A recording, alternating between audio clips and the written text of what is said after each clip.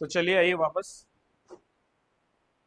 Question paper number 22, right, है ना। और 22 से जुड़े हुए जो बेसिक सवाल हैं पहले इस पर हम लोग बात कर लेते हैं। और पहले आप लोग एज यू नो हिंदी और जीएस का सेगमेंट पार्ट में जो आएगा वो मेरा वाला आएगा, और इससे पहले जो पार्ट 1 था उसमें आपका उत्तराखंड का सेशन आता है सर का, है ना। तो सबसे पहले हम लोग हिंदी के बेसिक प्रश्नों पर बात कर लेते हैं। प्रश्न नंबर 1 देखिए, है ना, दो दो करके क्वेश्चन पेपर लेकर चलते हैं। सवाल पूछ रहा है कि मंगलेश डबराल जी का जो कविता संग्रह है, देखो ये लाइन हाईलाइट कर देना, इसमें कविता संग्रह की बात कर रहा है, वो कौन सा है। एंड योर ऑप्शंस आर ठेले पर हिमालय, पहली बात तो ये मंगलेश जी की रचना है ही नहीं। दूसरा है पहाड़ पर लालटेन, तीसरा है घास में दुबका आकाश, और चौथा है हरी घास पर क्षण भर। तो इसमें से देखो जो एकमात्र रचना मंगलेश डबराल जी की है वो है पहाड़ पर लालटेन, और मैं कई बार इसके बारे में आपको ऑलरेडी जो है प्रीवियस क्लासेस में बता चुका हूँ, राइट। तो पहाड़ पर लालटेन जो है यही इन्होंने लिखी है, बाकी इनकी कोई भी रचना ही नहीं है। जैसे एग्जाम्पल के तौर पर अगर हमसे सवाल बने कि ठेले पर हिमालय ये रचना किसकी है, तो ये किसने लिखी है, ये रचना है धर्मवीर भारती जी की। तो ये वाली जो पहली रचना है इसमें तो आप लोग लिखेंगे ये है धर्मवीर भारती। तो इट मीन्स कि इनका इस रचना का तो खैर संबंधी मंगलेश जी से है नहीं, तो ये तो हम वैसे हटा देंगे। अब है आकाश में दुबका सॉरी घास में दुबका आकाश, तो ये लिखा है किसने, अशोक वाजपेयी जी ने। तो ये रचना जो है ये है अशोक वाजपेयी की। अभी अलग से टॉपिक के भीतर सिलेबस के भीतर नहीं भी होंगे तो आप स्किप कर सकते हैं, लेकिन ठीक है। हरी घास पर क्षण भर, ये व्यक्ति का नाम मैंने कई बार आपसे बताया है, और ये व्यक्ति कौन है, ये है अज्ञेय। तो ये रचना किसकी है, ये रचना है अज्ञेय की। तो अगर मैं इस हिसाब से चलूं तो इसके इकलौते जो सही जवाब आएगा वो आएगा पहाड़ पर लालटेन, पहली बात। इसके अलावा हमने कम से कम 400-500 ऑलरेडी कई बार पढ़ लिए मंगलेश जी के, जैसे फॉर एग्जांपल कौन सी इनकी एक और रचना है, ठीक है, और पहाड़ पर लालटेन, चलो ये तो ठीक है, ये तो ऑप्शंस में ही है। घर का रास्ता बहुत बढ़िया, और हाँ जी हम जो देखते हैं ये बहुत बार हम लोगों ने पढ़ लिया। इसके अलावा कवि की रोटी, कवि की रोटी जो है ये मंगलेश जी की जो है क्या है, एक रचना है। और जो आपने अभी कहा ना हम जो देखते हैं, तो इस हम जो देखते हैं के लिए ही इनको 2020 में साहित्य अकादमी सम्मान मिला था। ये चीज ध्यान रखना कि मंगलेश डबराल जी को 2020 में साहित्य अकादमी मिला है, साहित्य अकादमी, और किस रचना के लिए मिला है, हम जो देखते हैं, हम जो देखते हैं। चलिए अच्छा दूसरी चीज बताओ कि डबराल जी का जन्म कहां पर हुआ था और कब हुआ था, एक बेसिक आइडिया। 1948, बहुत बढ़िया। और कहां पर हुआ था, टिहरी में, जगह पड़ती है काफल पानी। तो टिहरी के काफल पानी में इनका जन्म हुआ था 1948 में। और हमारे बीच से, है ना, उत्तराखंड की महान विभूति जो है इनका निधन हुआ था 9 दिसंबर वर्ष 2020 को। तो 9 दिसंबर 2020 को ये हमारे बीच से जो है इनका देहावसान भी हो गया है।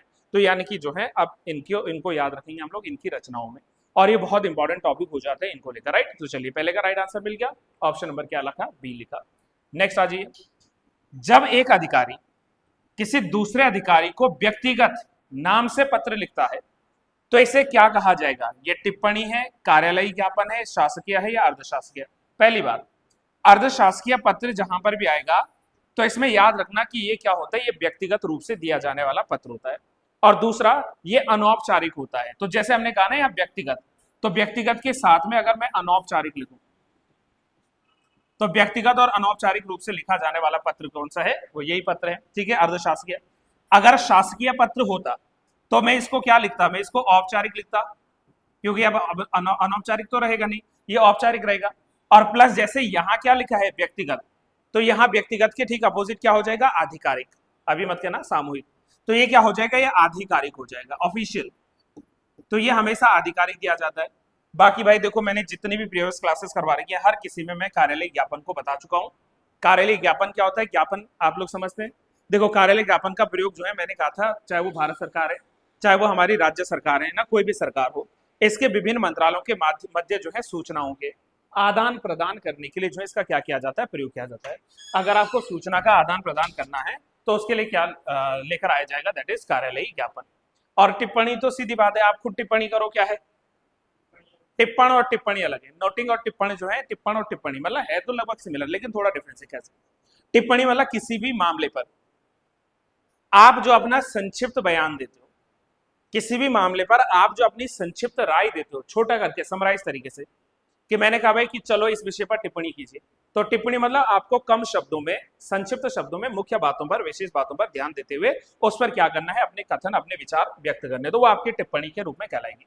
राइट, ऐसे सवाल बन जाते हैं। सो इसका राइट आंसर क्या निकलेगा, सेकंड का ऑप्शन नंबर डी। ठीक है माय फ्रेंड्स, थर्ड क्वेश्चन। आज के लिए बहुत हैंग करने लग गया, बताओ, परेशान करने लग गया। तीसरा क्वेश्चन पढ़ाओ जरा, क्या था। चिर जीवो जोरी जुरे क्यों न सने गंभीर, को घटी ये बृष भानुजा वे हलधर के वीर। ये वाला पूछा गया था आपसे। अब पूछा था इसमें अलंकार कौन सा है, ये पूछा गया था ना, इसमें अलंकार कौन सा है। तो मैं कई बार बता चुका हूं कि जहां पर एक ही शब्द हो और उसके जो है दो या दो से अधिक अर्थ निकल जाएं, तो वहां पर क्या होगा, चिपका हुआ मतलब श्लेष। तो वहां पर अलंकार कौन सा आएगा, वहां पर अलंकार आएगा श्लेष अलंकार। तो अगर आपके पास में ऑप्शंस में श्लेष अलंकार है ना, जस्ट वेट कीजिए भाई थोड़ा सा, है ना, अगर उसमें ऑप्शंस में श्लेष अलंकार है, जैसे कि ये लिखा हुआ है, देखो, चिरजीवी जो चिरजीवो होना चाहिए था, चिरजीवो जोरी जुड़े क्यों न सने गंभीर, को घटी ये। अब देखो पहला शब्द बृष भानुजा, वे हल धर के वीर, वीर नहीं, वीर या वीर चलो चल जाएगा ना, वे हल धर के वीर। इसमें कौन सा अलंकार है, तो इसमें राइट आंसर आएगा श्लेष अलंकार। श्लेष अलंकार है ना, श्लेष अलंकार मतलब शब्द एक है लेकिन इसके अर्थ जो है अलग अलग मिल रहे हैं। जैसे बृष भानुजा, देखो बृष भानुजा का प्रसंग एक में कुछ और अर्थ निकलेगा और प्रसंग दो में जो है इसका कुछ और अर्थ निकलेगा, मतलब जो है बृष भानुजा। अच्छा, बृष भानुजा के दो अर्थ हैं, एक तो है वृषभ। वृषभ क्या होता है बताओ, सांड, और सांड की बहन गाय मानी जाती है, यानी कि वृष भानुजा में एक क्या हमारा अर्थ निकल कर आएगा, यानी कि वृषभ की बहन अर्थात गाय। इसमें देखो प्रसंग एक में क्या है, यह है वृषभ की बहन जैसे गाय, और दूसरा वृष भानुजा में क्या है, यह है वृष भानुजा की बेटी, वृष भानुजा की बेटी। और वृष भानुजा की बेटी कौन थी, राधा, है ना। तो इसके अर्थ देखो क्या निकले हैं, दो अलग अलग अर्थ निकले कि वृष भानु जो है उनकी बेटी कौन है ना, मैंने वृष भानुजा लिख दिया, वृष भानु लिखना, वृष भानु की बेटी हो गई राधा और वृषभ की बहन हो गई गाय। तो इस शब्द के दो अर्थ हैं, श्लेष अलंकार। ऐसे देखो, ऐसे हलधर लिखा हुआ, तो हलधर के भी दो अर्थ आएंगे। प्रसंग एक में इसका अर्थ क्या है, अगर यहां मैं गाय की बात करूं प्रसंग एक में, तो हलधर, हल को कौन जोतता है, बैल या सांड जिसको कहते हैं, तो बैल का मतलब है। और एक हलधर का प्रसंग दो में क्या अर्थ निकलेगा, हाँ, बलराम आते हैं हलधर, है ना, बलराम जी जो है कृष्ण के भ्राता भाई, तो यहाँ पर बलराम भी जो है वो हलधर है। तो शब्द एक है, अर्थ इसका दो है, एक ही शब्द के दो अर्थ चिपके हुए हैं, तो वहां पर क्या हो जाएगा, श्लेष। बाकी मैं रूपक 10 बार बता चुका, उत्प्रेक्षा यमक। रूपक में क्या विशेषता थी एक लाइन में, जिसमें मतलब उपमेय और उपमान में ज्यादा अंतर ना हो पाए। जैसे एक उदाहरण दो इसका, मैया मोहे चंद्र खिलौना ले हूं, या मैया मैं तो चंद्र खिलौना ले हूं। तो वहां पर क्या आ सकता है, आपका रूपक आ सकता है, जिसमें जो है उपमेय और उपमान में कोई अंतर ही स्पष्ट ना हो पाए, है ना। जैसे चंद्र खिलौना लिखा, जैसे हमने ये कई बार पढ़ा है कि चरण कमल बंदो हरिराई, चरण कमल, है ना, या पायो जी मैंने राम रतन धन पायो, तो राम रतन, इनके बीच में एक योजक चिन्ह होता है, बस इसकी ये पहचान हो सकेगी। उत्प्रेक्षा में क्या होता है, सोचो, हाँ, जिसमें जैसे मानो, मनु, मनहु, जानो, जनु, जनहु ऐसे शब्दों का प्रयोग हो जाए, तो वहां पर ये आता है उत्प्रेक्षा अलंकार, वहां पर जो है स्पष्ट हो जाता है हमारे पास में। और यमक का मतलब मैंने कहा था, यमक शब्द का अर्थ मान के चलो जोड़ा, और जोड़ा मतलब दो, यानी जहां पर दो शब्द या दो से अधिक शब्द हो और हर बार उन शब्दों का अर्थ अलग हो। कितने सारे आप लोगों ने पढ़े थे, काली घटा का घमंड घटा, है ना, या फिर जो है आप लोगों ने पढ़ा था ये धतूरा वाला क्या है, कनक कनकते सोगुनी, है ना, तीन बेर खाती है वो तीन बेर खाती है। ठीक है, तो ये सब क्या है, शब्द एक से ज्यादा आ रहे हैं, तो वहां पर क्या होगा, यमक। मैं कई क्लासेस में पढ़ा चुका हूँ बहुत डिटेलिंग में, जो लोग मुझे आज पहली बार सुनेंगे लाइव में, है ना, वीडियोस में एडमिन से, तो वो लोग जो है पुरानी वीडियोस को जरूर देखो, सारे वीडियोस, तब आपके सारे कॉन्सेप्ट्स क्लियर हो सकेंगे। तो तीसरे का right answer option number D. अनेकार्थी शब्द अब्ज के लिए क्या गलत है, देखो अब्ज का मतलब चंद्रमा से भी होता है, शंख से भी होता है, इसका अर्थ जो है वो कपूर से भी है, एंड इवन अगर आपसे बात करूं तो जो कमल शब्द है, कमल के लिए भी अब्ज आता है, इसके लिए भी अब्ज आता है। लेकिन जो मेघ है, मेघ के लिए अब्ज शब्द का इस्तेमाल नहीं होता है। तो हमसे पूछ रहा था कि गलत विकल्प बताओ अब्ज के लिए, तो अब्ज जो है वो मेघ के लिए नहीं आता। वो क्या आ जाएगा आपका right answer, option number C आ जाएगा, फोर्थ का है ना, अनेकार्थी शब्द। लघुर्मी, मैंने आपसे करेक्शन करवाया था, आपके पास छोटी ऊ लिखी हुई थी। तो लघुर्मी, इस लघुर्मी में क्या है, तो सीधी सी बात है, देखो संधि विच्छेद करना है। हमने संधि विच्छेद किया, लघु धन ऊर्मी, और लघु धन ऊर्मी जब बनाया तो छोटी ऊ प्लस बड़ी ऊ, जब भी मिलेगा तो ऊ ही रहेगा। और ये लॉजिक पढ़ के थक गए, ऊ आ और ई जहां पर भी होगा, है ना, बड़ा ऊ बड़ी आ बड़े बड़ा ई जो है ना, तो ये जहां पर भी होगा वहां क्या आएगी, दीर्घ संधि आएगी। तो अगर ऑप्शंस में कहीं दीर्घ संधि है फ्रेंड्स तो लिख लो। बाकी अयादी में बता चुका, वृद्धि, वृद्धि में क्या आना चाहिए, अय और आओ, है ना। अगर हमसे गुण पूछा है तो गुण में क्या आना चाहिए, ए ओ या फिर अर। बाकी यण में आपको पता है य र व और इनसे पहले अधूरा शब्द व्यंजन, और अयादि में जो है आव अवी आय आई इत्यादि, ये जो शब्द आते हैं वो आ जाते हैं आपकी अयादी संधि। तो ये भी हम कई दफा पढ़ चुके हैं। सेन आई होप सो यहाँ तक की बातें सब क्लियर है। नेक्स्ट आओ, इनमें से कौन सा तत्सम शब्द है। तत्सम मतलब संस्कृत में भी वैसे ही प्रयोग होता था और आज भी वैसे ही प्रयोग होता है। मेघ, मेघ क्या है, तत्सम है। और अगर इस मेघ के मैं तद्भव की बात करूं कि जरा इसका तद्भव बताओ, तो मेघ का तद्भव क्या हो जाएगा, मेह, या फिर बादल जब आप करें ना, तो इसका तद्भव जो है वो मेह भी हो सकता है या बादल भी हो सकता है। क्या दिक्कत है, कोई दिक्कत नहीं, चलिए। अच्छा देखो, जेठ क्या है, तद्भव है, ये तद्भव है। हमें क्या बताना था, तत्सम शब्द यही है। तो अगर जेठ तद्भव है तो इट मीन्स कि अब हमें इसका तत्सम जानना पड़ेगा। और जेठ का तत्सम क्या होगा, ज्येष्ठ। नहीं कहते कि जेठ जी आ गए, जेठ मतलब जो बड़ा है, ज्येष्ठ मतलब जो बड़ा है, तो जेठ या ज्येष्ठ मतलब बड़ा। अच्छा ठेस का तो भाई मुझे कहीं आज तक कभी मिला नहीं, किसी बुक में भी नहीं मिलेगा, क्योंकि इसकी हमें कोई जानकारी है ही नहीं कि इसका ठेस, ठेस का क्या तत्सम होता था, कहीं नहीं लिखा हुआ। तो ठेस को ठेस ही लिखो इस तरीके से। और भौरा क्या हो जाएगा, भ्रमर हो जाएगा। भाई भौरे को आप लोग क्या लिखते हैं, भौरे को जो है आप लोग भ्रमर ही तो लिखोगे, है ना, तो भ्रमर हो जाएगा ना, भौरा या भौरा जो होता है उसका हो जाएगा भ्रमर। तो भ्रमर is the right answer. And इसमें क्या तत्सम है, तो छठवें का ऑप्शन नंबर ए राइट है ना। चलिए नेक्स्ट क्वेश्चन ऑफ, निम्नलिखित में से कौन सा शब्द लक्ष्मी का पर्यायवाची नहीं है। भारती नहीं है ना, देखो क्यों, पहले अब यहीं रुको, पहले इसी में रुको। भारती किसका पर्यायवाची है, सरस्वती जी का जो है पर्यायवाची, और मैं कई बार ये चीजें आपको बता चुका हूं। तो सरस्वती या भारती या महाश्वेता, है ना, सरस्वती महाश्वेता। अब चलो यहीं पे बताओ, इला किसका पर्यायवाची है, इला, हाँ जी, सरस्वती का ही भाई, वाणी है ना, वाक है, वाणी है। तो जैसे वाणी हो गया, भाषा हो गया, इला हो गया, वागीशा हो गया, वो सब यही है, वाणी, इला, वागीशा, वागीशा, है ना, वाग देवी, ये सब क्या है, ये भारती है, यानी कि ये सरस्वती देवी की हम लोग बात करते हैं ना, वाग देवी, वीणा पाणी इत्यादि, वो सब इन्हीं में आता है। और बाकी रही बात लक्ष्मी जी की, तो जैसे तीन ऑप्शन तो इसी में है, रमा, इंदिरा और कमला, ये तीनों तो ऑप्शन सही हैं।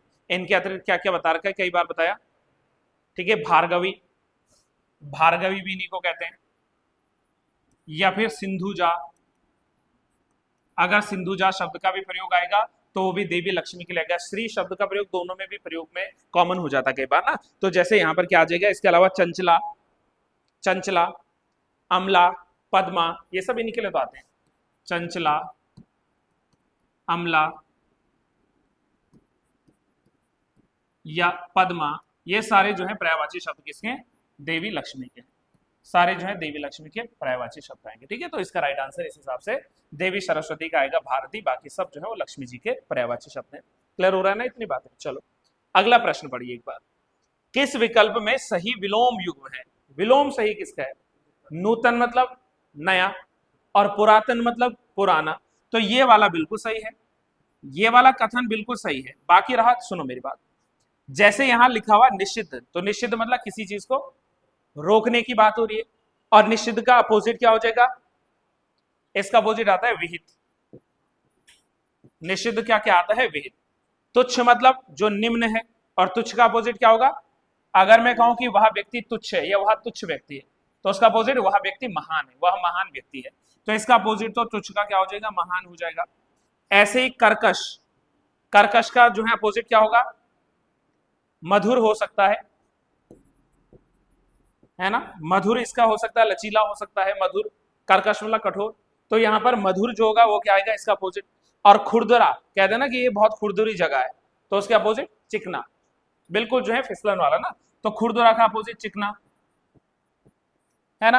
अब देखो जोड़ का अर्थ क्या है, जोड़ना, तो जोड़ का विपोजिट क्या होगा, घटाना, किसी चीज को घटाना। जोड़ने का विपरीत क्या है, घटाना तोड़ना। अगर वो जोड़ने वाला जोड़ना है तो ये तोड़ने वाला।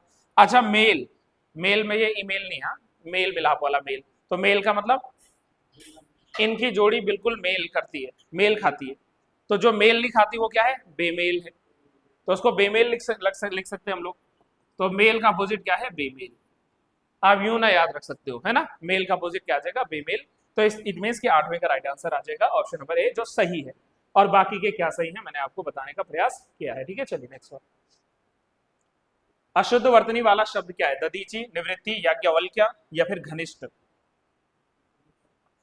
सोचो याज्ञवल्क्य सही है कि नहीं, सही है। आपको ये लग रहा होगा कि याज्ञवल्क्य लिखना है, नहीं, याज्ञवल्क्य सही है, और निवृत्ति भी सही है, दधीची भी सही है। लेकिन घनिष्ठ नहीं होता, ठ होता है। तो ये क्या बन जाता है, ये घनिष्ठ होता कि भाई ये मेरा घनिष्ठ मित्र है, घनिष्ठ नहीं घनिष्ठ। तो ठ का जो है यहाँ पर उपयोग होना ज्यादा जो है बेहतर है। थोथा चना बाजे घना, नाम से भी कुछ कैच कर पा रहे हो, थोथा चना बाजे घना, है ना। इस लोकोक्ति का सही अर्थ क्या है, थोथे को चना पसंद है, ये तो हो ही नहीं सकता। न पूरी होने वाली आशा, अल्प बुद्धि वाला अधिक डींग मारता है, या बुद्धिमान को सर्वत्र विजय हासिल होती है। भाई जिस पर कम बुद्धि है वो डींगे ज्यादा हाँकता है, वो बड़ी बड़ी बातें करेगा। तो फिर हम उसके लिए प्रयोग कर सकते हैं लोकोक्ति का कि भाई थोथा चना और बाजे घना, समझ रहे हो। तो थोथा चना बाजे घना ये मतलब कम बुद्धि वाले लोग, है ना, कम समझ वाले लोग जब अधिक बातें कर दें, अपने जो है डींगे मारना स्टार्ट कर दें, तो डेट मीन्स कि वो हो जाएगा थोथा चना बाजे घना, है ना। तो ठीक है, इजी है, ऑप्शन सी। जिसका कोई शत्रु न जन्मा हो,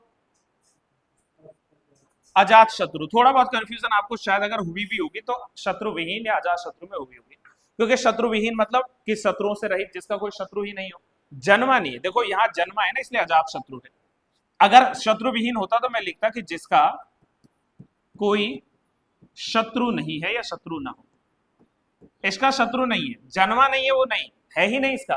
और अजय का मतलब नहीं कहते भाई ये तो अजय है, अजय मतलब जिसको कभी भी जो है पराजित ना किया गया हो, या जिस व्यक्ति को कभी जीता ही ना जा सके, वो अजय है। तो अजय मतलब जिसे कभी जीता ना जा सके, आप इसको नहीं जीत सकते भाई, वो हमेशा जीत जाएगा आपसे। और शत्रु जयी मतलब शत्रुओं पर विजय प्राप्त करने वाला, वो क्या हो जाएगा, शत्रु जय हो जाएगा। शत्रु जय मतलब शत्रुओं पर विजय प्राप्त करने वाला, तो अपने एनिमीज को हराने वाला, शत्रुओं पर विजय प्राप्त करने वाला, वो हो जाएगा क्या, शत्रु जय। तो ये शब्द काफी मायने रखते हैं, इंपॉर्टेंट है ना। चलो एक एक लाइन में लिख लो, तो लिख लीजिए फटाफट। जिसे कभी जीता ना जा सके वो है अजय, अजय। शत्रु जय मतलब शत्रुओं पर विजय प्राप्त करने वाला व्यक्ति। अजात शत्रु मतलब जिसका कोई भी शत्रु जन्मा ही नहीं है। और शत्रु विहीन मतलब जिसका कोई शत्रु न हो। ये भी अच्छा सवाल बन सकेगा कई बार ऐसे ना। चलो नेक्स्ट आ जाऊं। सदा सच बोलना चाहिए, ऑब्वियस सी बात है, बोलना भी चाहिए। यह किस प्रकार का वाक्य भेद है, संकेत है, इच्छा है, संदेह है, या आज्ञा है। सोचो आज्ञा कैसे होगा, आज्ञा तब होता जब मैं कहता हमेशा सच बोलो, आपको बोलना ही पड़ेगा, वो आज्ञा है। और हमेशा सच बोलना चाहिए मेरी इच्छा है, कि सदा सत्य बोलना चाहिए ये इच्छा है। तो इसमें इच्छावाचक आएगा ऑप्शन नंबर सी, जहां पर आशीर्वाद दिया जा रहा हो, ब्लेसिंग्स दी जा रही हो, है ना। चलिए इच्छावाचक ऑप्शन नंबर सी लिख लेना प्लीज। इच्छावाचक ऑप्शन नंबर सी। 12वें का 13वें पे आओ। उसने कटोरा भर दूध पिया, उसने कटोरा भर दूध पिया। इस वाक्य में अव्ययी शब्द कौन सा है, कटोरा है, भर है, दूध है, या पिया है। इसमें क्या है, इसमें भर है। ये तो सीधी सी बात है ना, कई बार हम अव्ययी पढ़े। और अव्ययी की पहचान क्या थी, याद करो, अव्ययी को अविकारी शब्द भी कहते हैं। और अविकारी और जो है अव्ययी शब्द का मतलब वे शब्द जिनमें लिंग, वचन, कारक आदि बदलने पर भी उसके स्वरूप में कोई परिवर्तन ना आता हो। जैसे अगर मैंने पहले भी ये उदाहरण दिए, अगर मैं कहूं स्त्रीलिंग के रूप में कि मानसी धीरे धीरे लिखती है, तो क्रिया हो रही है लिखने की, करता है मानसी, और जो क्रिया हो रही है ना लिखने की, उसका तरीका कैसा है, रीति क्या है उसकी, धीरे धीरे। तो रीतिवाचक में क्या क्या, धीरे धीरे रीतिवाचक अव्यय। अब मैं स्त्रीलिंग चेंज कर दूं, मैंने पुल्लिंग की बात कर ली, पुल्लिंग की तरफ चले गया, तो फिर मैंने कहा कि सौरभ धीरे धीरे लिखता है, तो भाई क्रिया तो सेम है ना, क्रिया सेम है, क्रिया सेम है, उसका अव्यय सेम है, बस क्या हो गया, पुल्लिंग बदल गया, लेकिन वो शब्द नहीं बदला, धीरे धीरे पहले भी सेम था। अब मैं कहूं कि बच्चे धीरे धीरे लिखते हैं, तो धीरे धीरे सेम रहा, बदला नहीं, चाहे मैंने इसको एक वचन का बहुवचन कर दिया, लिंग का स्त्रीलिंग का पुल्लिंग कर दिया, सेम टू सेम रहेगा, कोई अंतर नहीं होगा। तो वो अव्ययी शब्द होते हैं, अविकारी, जिनका व्यय ना हो सके, है ना। तो इसमें क्या है, भर है। चलिए, किस वाक्य में सकर्मक क्रिया है, मैंने आपसे सकर्मक क्रिया का आपको कुछ एक लॉजिक बता रखा है, जिसमें आपको क्या का उत्तर मिल जाए, बस ये मैं आपको आसान बता रहा हूं, जिसमें आपको क्या क्वेश्चन मार्क करना है, क्या इसका उत्तर मिल जाए, वहां सकर्मक क्रिया है। अब चलो प्रश्न पूछते हैं, गाय क्या बैठती है, इसका कुछ मिलेगा उत्तर, गाय बैठती है, अब क्या तो कुछ नहीं होगा ना, गाय क्या बैठती है, नहीं भाई उत्तर नहीं मिला, तो ये क्या है, ये अकर्मक है। सूरज निकलता है, सूरज क्या निकलता है, ये नहीं, सूरज क्या निकलता है, नहीं, ये भी अकर्मक है। सांप सरकता है, सरकता है, सांप क्या सरकता है, ऐसा नहीं, जवाब नहीं मिलेगा, पूर्ण स्पष्ट जवाब नहीं मिलेगा। और अगर मैं पूछूं कि श्याम क्या खाता है, क्या खाता है, जवाब क्वेश्चन मार्क है ना, कि क्या खाता है, आम खाता है, दिमाग खाता है, कुछ और खाता है, तो इट मीन उसमें क्या का हमें उत्तर मिल पाएगा, कि क्या खाता है, हम उसका जवाब दे पाएंगे कि भाई ये फला चीज खाता है ना, तो क्या का जवाब मिल रहा है, तो इट मीन इसमें सकर्मक क्रिया है। ये तो मैंने आपको बताया लेमन भाषा में, आम भाषा में, कि चलो भाई लेमन भाषा में ऐसे याद कर लो। वरना अकर्मक सकर्मक बताए, जिसमें कर्म हो या कर्म होने की संभावना हो वो सकर्मक क्रिया, और जिसमें कर्म न हो वो क्या है, अकर्मक क्रिया, राइट। और तरीका जो है, आप इसको क्या क्वेश्चन मार्क करके पता कर सकते हो, अगर हमें इजी एग्जाम में पढ़ना है तो क्या जो है शब्द का प्रयोग कर लीजिए ना। चलिए, जैसे अगर मैं कहूं कि ब्रिजेश सोता है, तो ऐसा तो नहीं होगा ना कि ब्रिजेश क्या सोता है, सोना तो सोना है, तो ब्रिजेश सोता है क्या है, अकर्मक है, क्या का जवाब नहीं मिलेगा। लेकिन अगर मैं कहूं कि ब्रिजेश खेलता है, तो क्या खेलता है, फुटबॉल खेलता है, क्रिकेट खेलता है ना, कुंवारी कन्याओं के दिल से खेलता है, नहीं पता ना, लेकिन खेलता है, तो उस इट मींस इसमें सकर्मक क्रिया आ जाएगी। तो आप क्या शब्द का प्रयोग किया करो, क्वेश्चन मार्क किया करो उस पर, तो आंसर मिल जाएगा डी, ऑप्शन नंबर डी 14 का राइट हो जाएगा। क्षण भंगुर, पल भर में नष्ट होने वाला, और जहां मैंने क्षण या पल कहा, तो पल क्या है, समय है, काल है, तो इसमें तो भाई कुछ ऐसा है ही नहीं। क्षण में जो हो जाए, तो क्षण, पल, समय हो ना, आजकल, ये सब काल बोधक है, तो इसमें मुझे लगता समय जाया होना। भाववाचक संज्ञा कौन सी है, बालक, सुंदर, बचपन या पचपन, बचपन, बचपन एक भाव है, सुंदरता क्या है या सुंदर क्या है,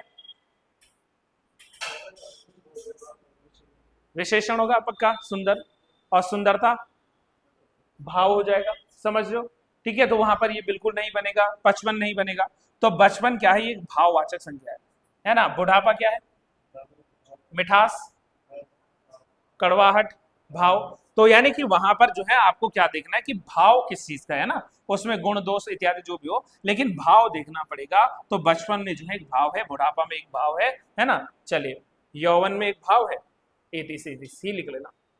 ढक द्वार, हिट हरिद्वार, ये तो भाई सीधे सीधे नाम से पता चल रहा है, ढक द्वार हिट हरिद्वार, जैसे कहीं जा रहे हो, आनंद फानंद जल्दी जल्दी, अरे ढक द्वार चल हरिद्वार, ये हमारी कहावतें लोकोक्तियां हैं हमारे उत्तराखंड में। तो इट मीन्स के अति शीघ्रता और चंचलता से काम करना, वो हो जाएगा ढक द्वार हिट हरिद्वार। बिना किसी बंधन के रहना, भाई ये तो होगा नहीं। किसी को अत्यधिक पीड़ा देना, इसमें कोई अर्थ नहीं बनता, औचित्य नहीं।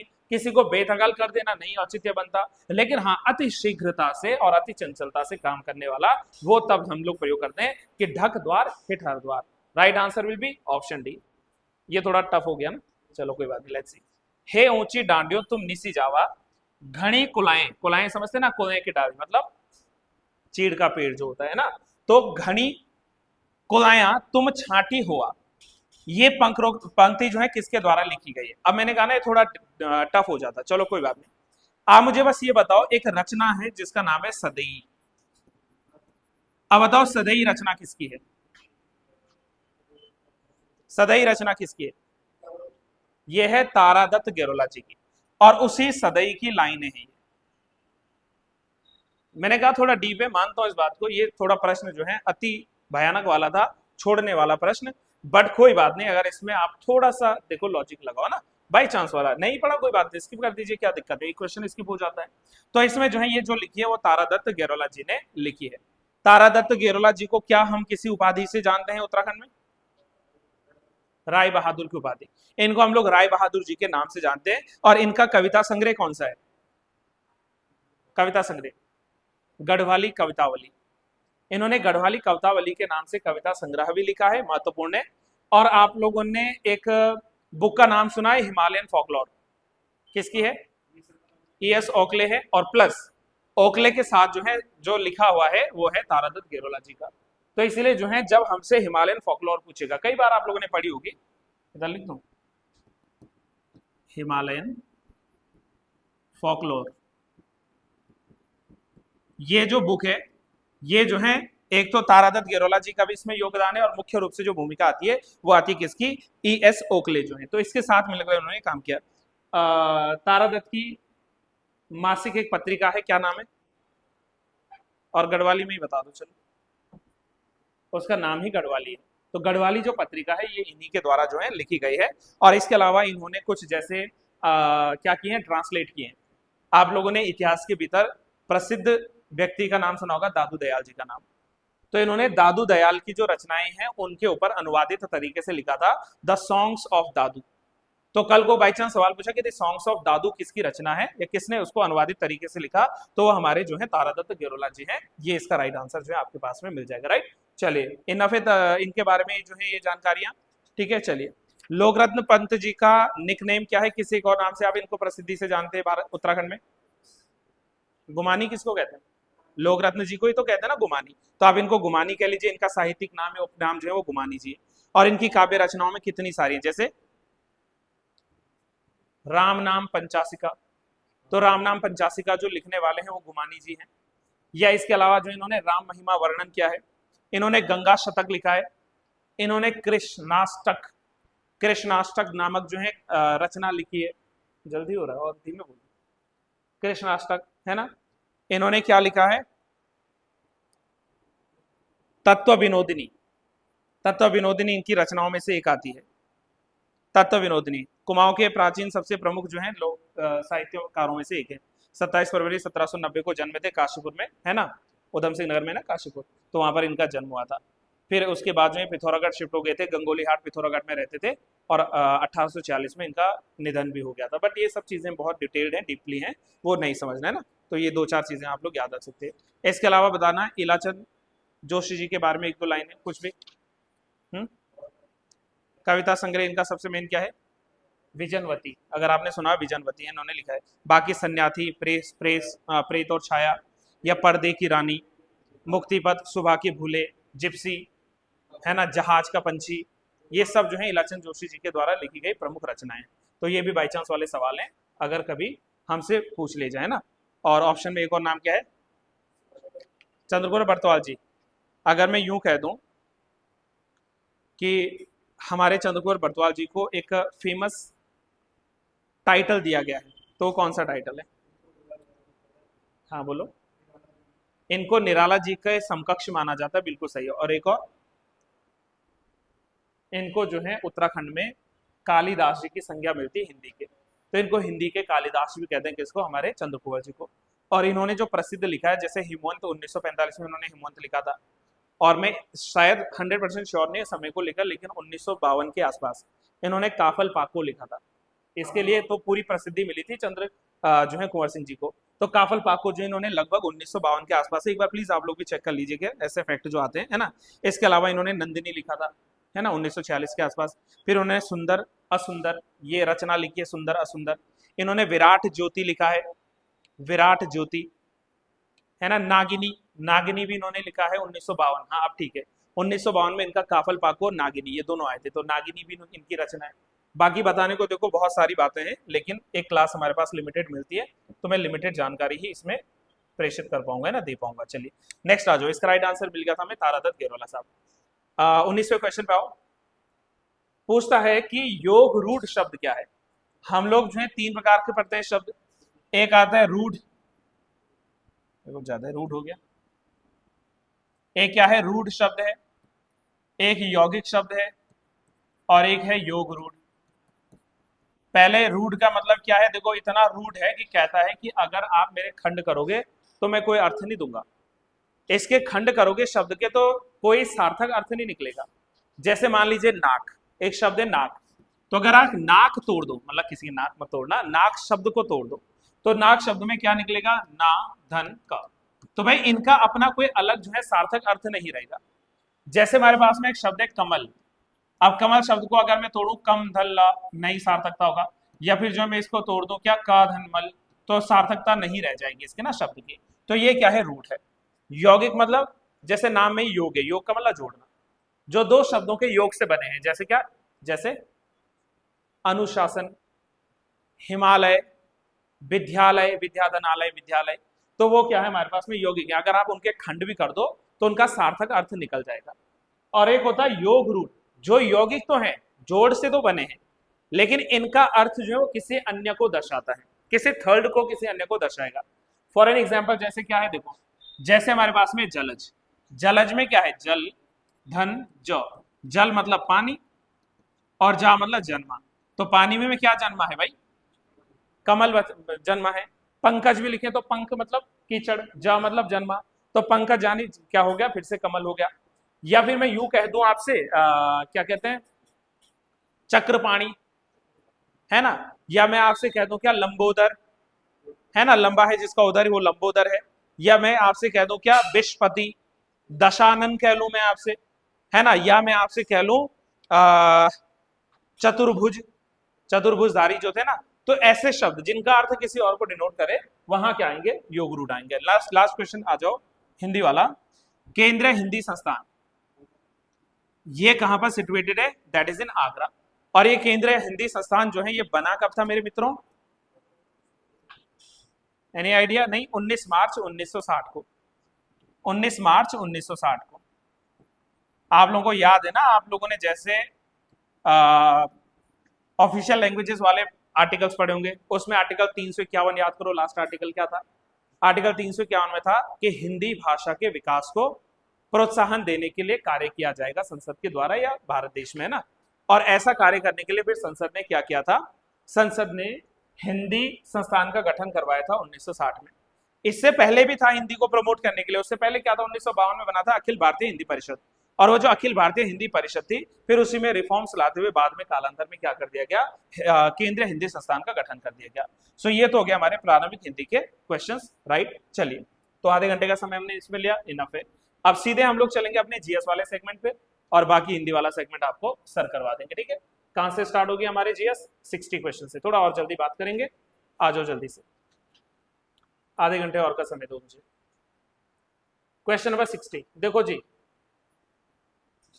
60 ये वाला आएगा हमारे पास, 61 आएगा ना, 60 सर के पास रहेगा, 61 आएगा हमारे पास में। चलिए, तो 61 जीएस यहां से स्टार्ट है। तो पहला सवाल पूछ रहा है आपसे, Where did Gautam Buddha give his first sermon?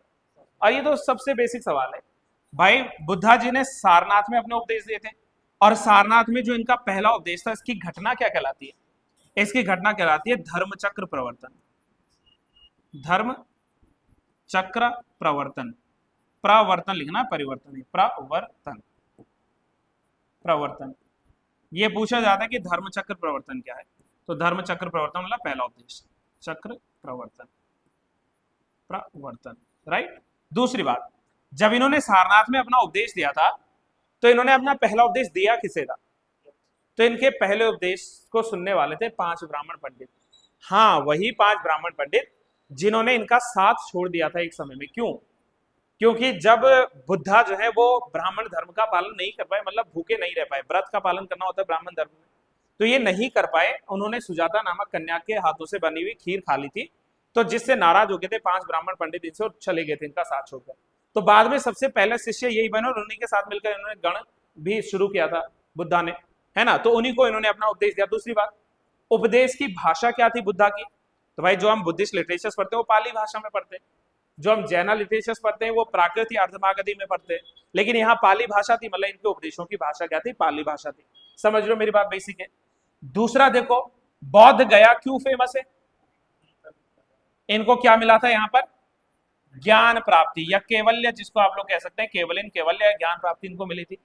और जो जिस जगह पर मिला था, प्राचीन नाम उसका उरुवेला था। गया जो है ना आज बिहार का गया, तो उसका प्राचीन नाम उरुवेला हुआ करता था। तो उस उरुवेला में इनको जो है ज्ञान मिला, उस जगह का नाम बौद्ध गया पड़ा।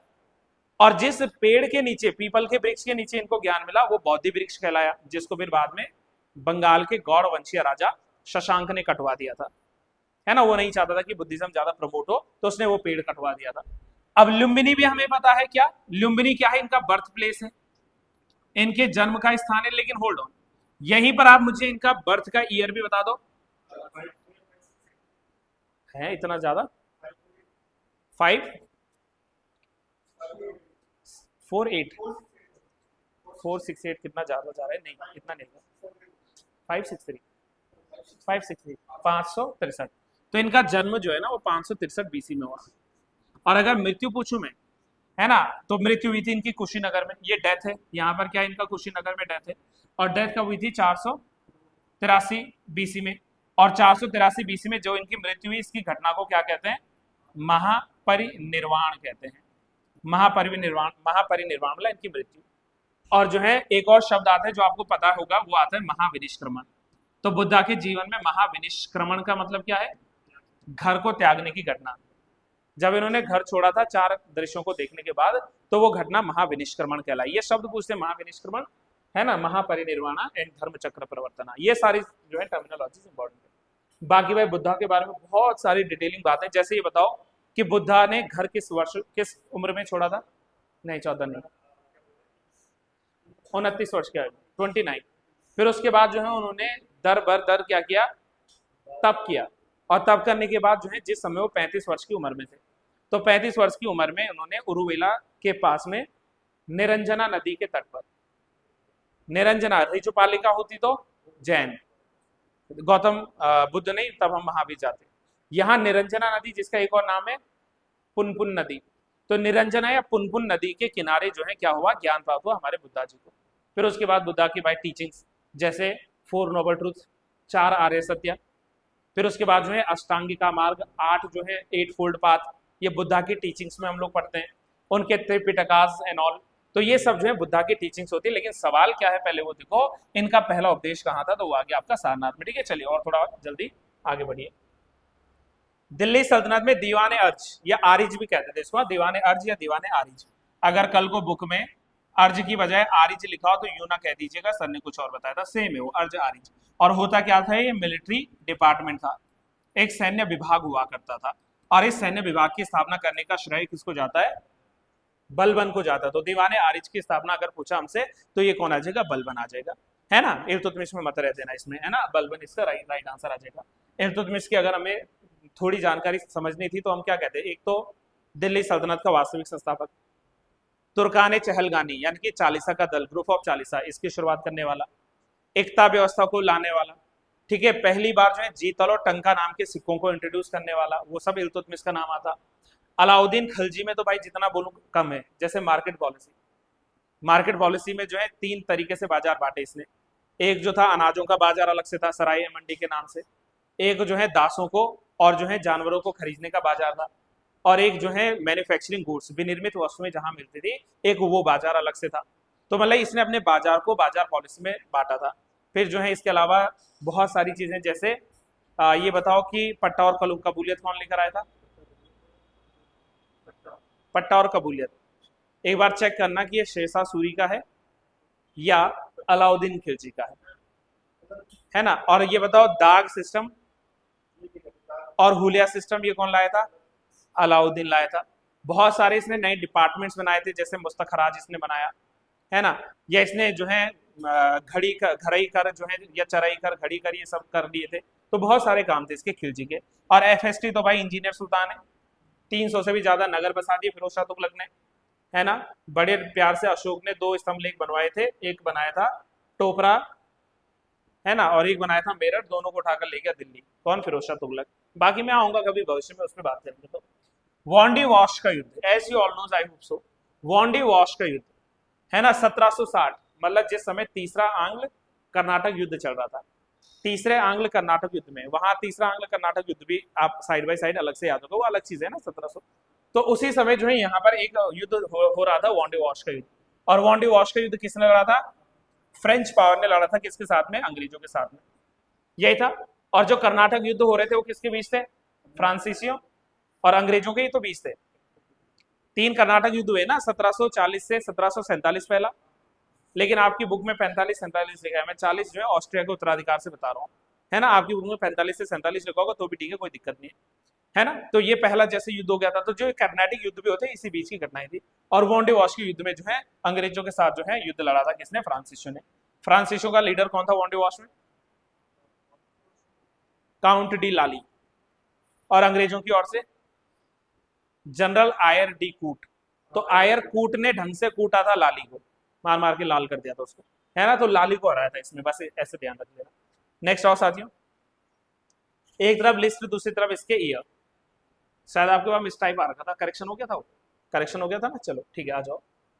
सवाल पूछता है आपसे, ईस्ट इंडिया कंपनी के द्वारा कलकत्ता में सुप्रीम कोर्ट का गठन कब किया गया? सबको पता है, 1794 में, है ना। तो अगर हमारे पास में 1 का 2 है तो हम सही कर सकते हैं, क्या है?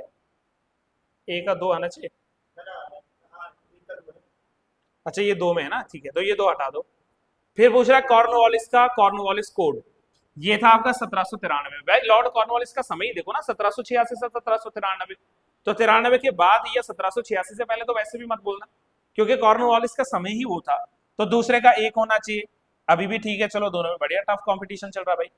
फिर पूछ रहा है कि रेलवे कब चली? तो भाई जिस समय लॉर्ड डलहौजी था, तो 1893 में जो है मुंबई से थाने वाला जो था वो चली थी। तो 4 होना चाहिए किसका? सी का। तो सी का 4 इसमें है, तो भाई ये आउट हो गया। अब हमारे पास एक ही बचा था और वो बचा था मद्रास हार्बर। तो मद्रास हार्बर का जो है टॉपिक कब से हो जाएगा? 1881। तो राइट आंसर विल भी 2, 1, 4 और 3। सही आंसर इसका लिख लेना। बाकी कॉर्नवालिस के बारे में आपको चीजें मैं बता चुका हूँ, जैसे क्या permanent land settlement system. Lord Cornwallis के समय तो जमींदारी सिस्टम आया था जिसको परमानेंट लैंड सेटलमेंट कहते थे। इस पे आओ जरा, तब बढ़िया बात होगी। पूछ रहा है कि आपको सही क्रम में लगाना है कि सबसे पहले कौन सी घटना हुई, दूसरी कौन सी घटना हुई, तीसरी कौन सी घटना हुई, चौथी कौन सी घटना हुई। और सबसे पहले ऑप्शन में आपसे क्या पूछा हुआ है? That is east India association. Any idea कब बना था? 1860। बहुत बढ़िया, 1866 में जो है बना था ईस्ट इंडिया एसोसिएशन। और कौन थे इसके फाउंडर? मेन दादा भाई नौरोजी। तो मेन इसमें जो नाम आता है वो आता है दादा भाई नौरोजी का। मैंने शॉर्ट में लिखा है DBN, यानी कि दादा भाई नौरोजी की मैं बात कर रहा हूँ। ये मुख्य जो है व्यक्ति इसमें थे, राइट। फिर उसके बाद बना था पूना सार्वजनिक सभा 1870। बहुत बढ़िया सवाल। 1870 में क्या बना था? पूना सार्वजनिक सभा। कई सारे लोग थे जुड़े हुए। जैसे मुख्य लोगों की बात करें तो भाई हम कैसे भूल सकते हैं महात्मा गांधी जी के गुरु के भी गुरु, यानी कि महादेव गोविंद रानडे, MGR, जिनको महाराष्ट्र का सुकरात कहते हैं। ये गोपाल कृष्ण गोखले के गुरु थे। गांधी के गुरु कौन थे? गोपाल कृष्ण जी। और गोपाल कृष्ण के गुरु थे महादेव गोविंद रानडे साहब। तो गोविंद रानडे थे। इसके अलावा इसी जो है एसोसिएशन से जुड़े हुए थे कौन? SH चिपलूलकर। चिपलूलकर जो है वो भी इससे जुड़े थे। और गणेश वासुदेव जोशी साहब, वो भी जो है इसी से जुड़े थे। लेकिन अभी हम समय के हिसाब से चलते हैं। मद्रास महाजन सभा का बना 1884, ठीक है, 82 नहीं 84। तो ये बना था 1884 में। और इसके पीछे भी 2-3 प्रमुख लोग थे मद्रास में। कौन कौन थे? जैसे जो है MV राघवाचारी थे, है ना, या फिर जो है सुब्रमण्यम अय्यर थे।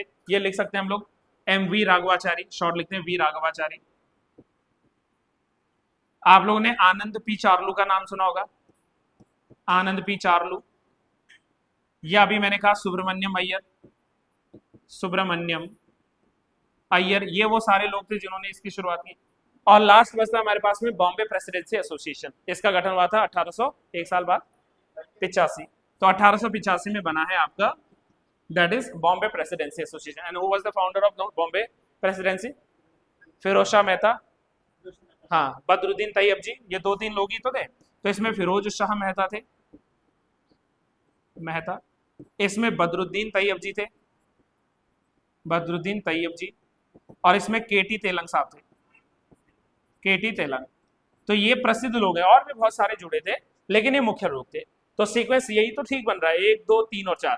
पूछ रहा ना कि क्रम क्या है, तो इसका राइट क्रम एक ही बन रहा है, 1, 2, 3, 4। एंड मैंने डेट भी लिख दिया 66, 70, 84 एंड 85 एंड प्लस उनके जो है नेम्स। इस हिसाब से option number A is the right answer.